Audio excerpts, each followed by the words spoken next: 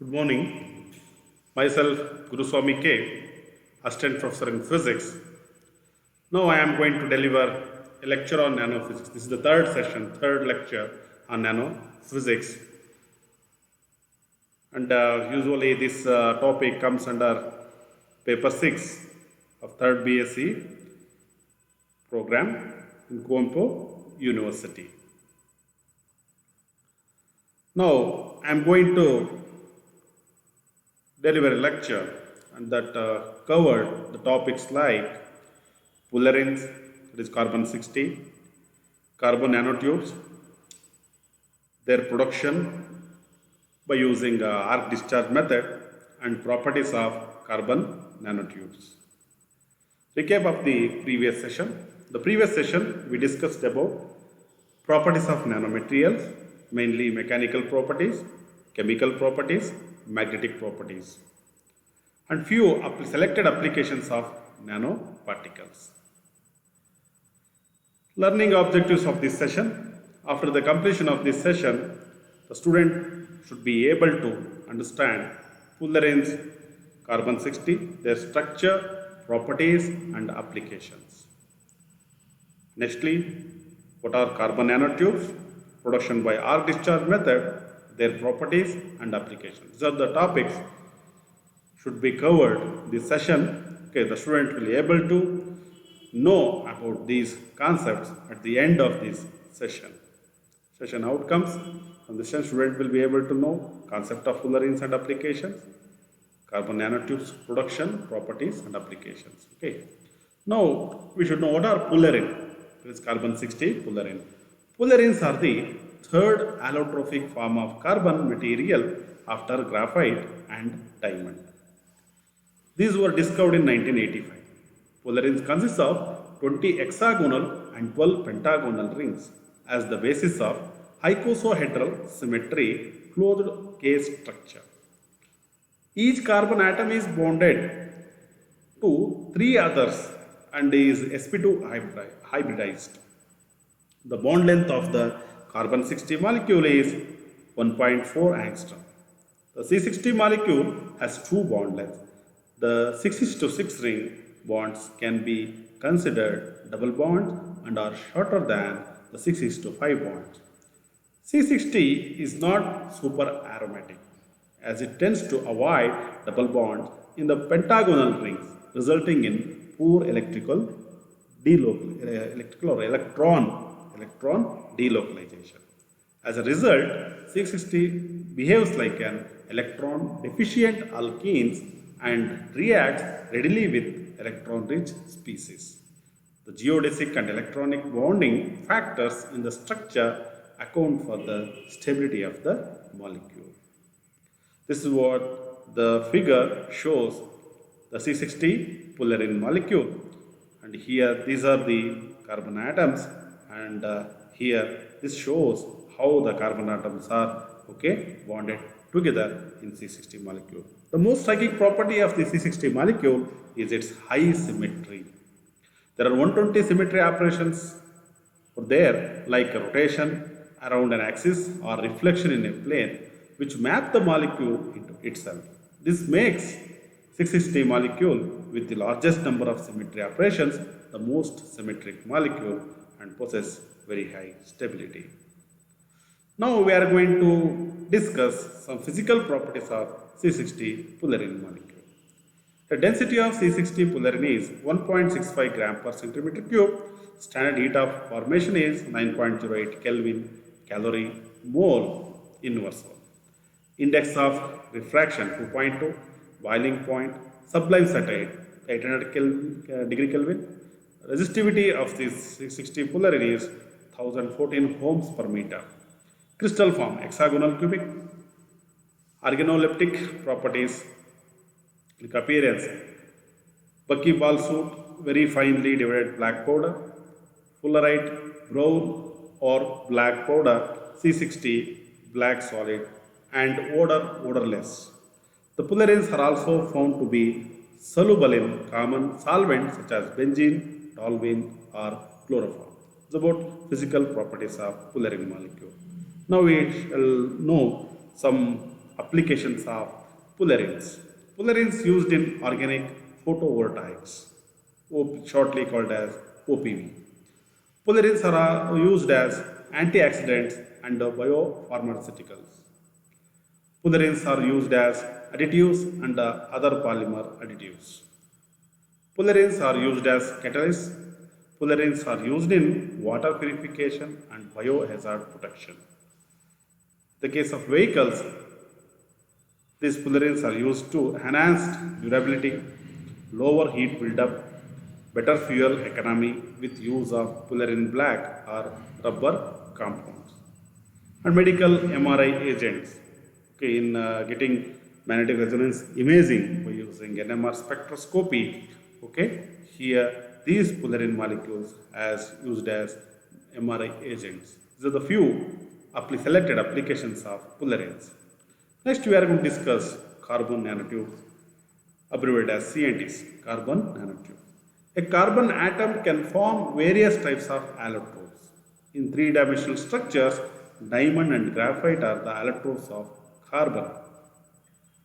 Carbon also forms low-dimensional, that is two-dimensional, one-dimensional, zero-dimensional allotropes, collectively known as carbon nanomaterials. Examples of such nanomaterials are one-dimensional carbon nanotubes and zero-dimensional fullerenes, just discussed since ago. Carbon nanotubes are low-dimensional allotropes of carbon nanomaterials. They are made by rolling up of sheets of graphene into a cylinder about 0.4 nanometer in diameter. These nanostructures are constructed with length to diameter ratio up to 1.32 in 10 power 8 is to 1. That is significantly larger than any other material. As their name suggests, the diameter of nanotube is in the order of few nanometers, while they can be up to 18 centimeters in length. Structural types of carbon nanotubes. A graphene sheet is a single layer of carbon atoms packed into two-dimensional honeycomb lattice structure that is also shown in the previous discussion.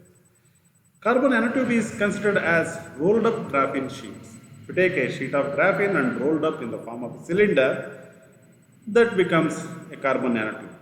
And these carbon nanotubes have the edges of the sheet joined together to form a seamless cylinder. Depending on the chiral indices known into values, carbon nanotubes are broadly classified into armchair and zigzag.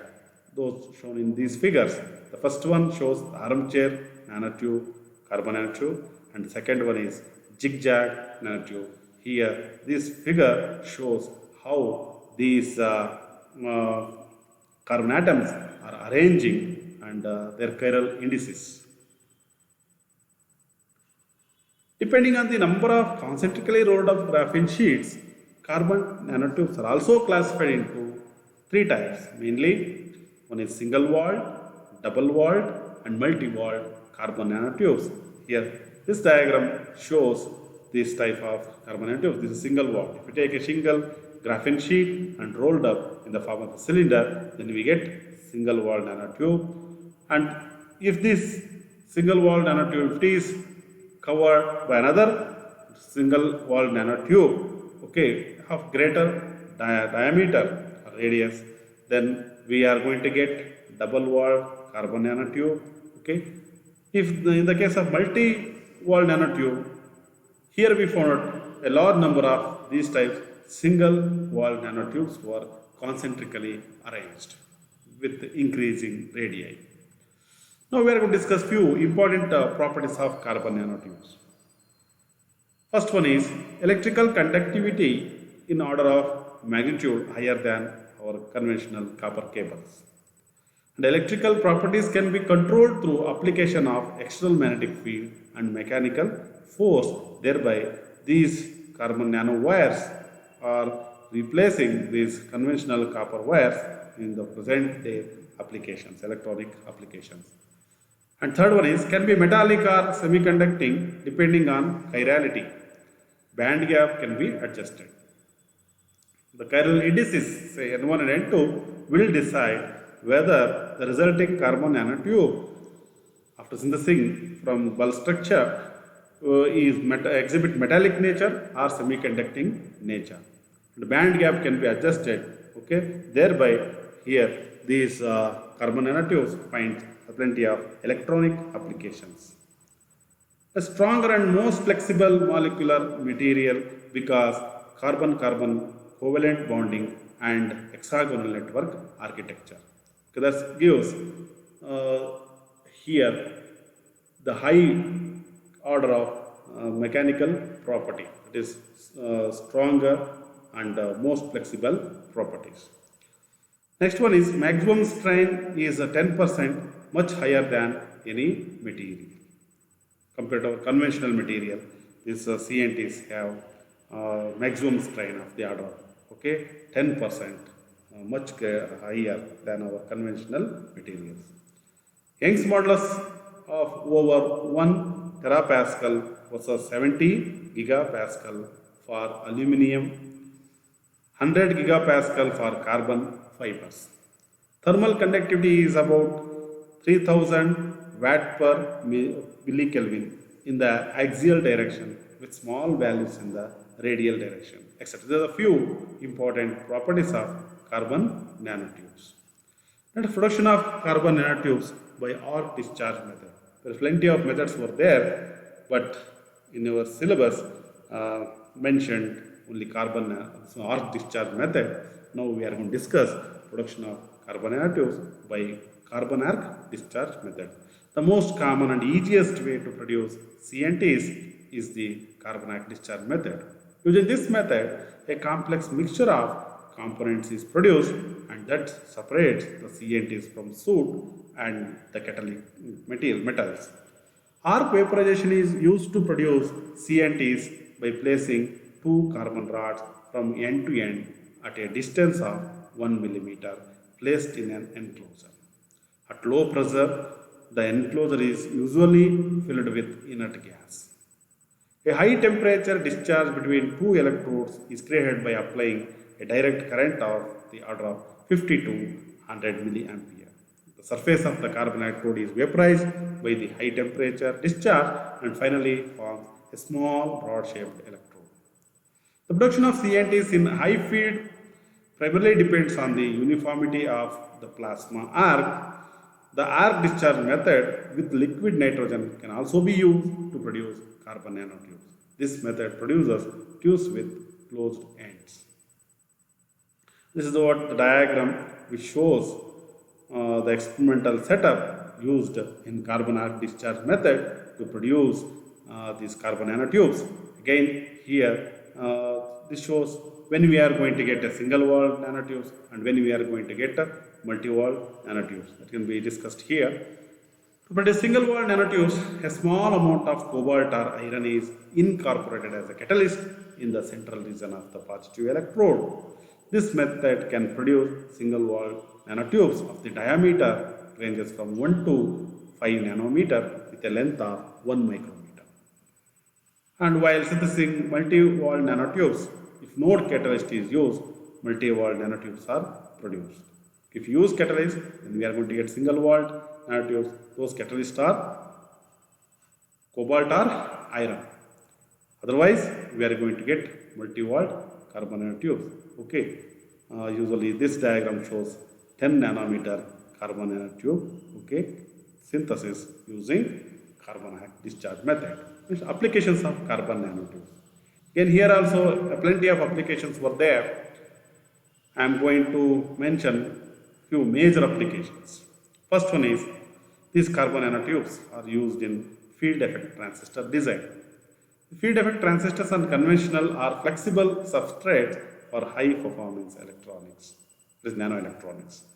Sensors for real time, high resolution monitoring of chemical and biological molecules. Nano electromechanical systems for physical sensing or scanning through microscopy. Next, field emission electron sources for display and imaging technology in high definition TVs. Reinforced composites with engineered physical properties. Because of high mechanical strength, carbon nanotubes are used to make spherical, stab-proof and bullet-proof clothes or aprons,